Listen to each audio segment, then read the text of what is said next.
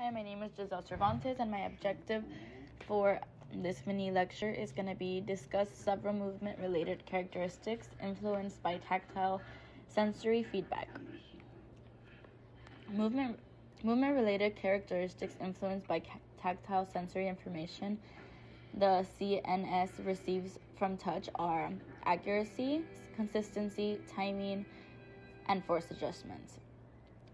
So we're going to go ahead and start with movement accuracy. So movement accuracy appears to be due to the specific kinematic and kinetic feedback provided by the proprioceptors to the CNS. It decreases when tactile information is not available. When you can feel the touch of something, it can cause more errors, especially on the fingertips. For example, when you're playing the piano, it can cause more errors to playing a song. The next one's going to be movement consistency. So this one decreases when tactile feedback is not available. So for example, when you're trying to type on a computer and one of your fingers has no tactile sensory or it has less tactile sensory, it will result in more errors and less consistency. So the next one is movement timing. So movement timing has more to do with the rhythmic movements that involve sporadic contact with the environment.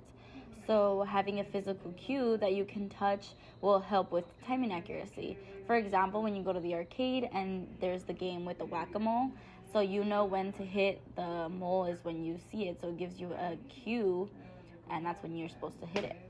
So that helps with timing accuracy because it has a cue. So the next one would be movement force adjustments.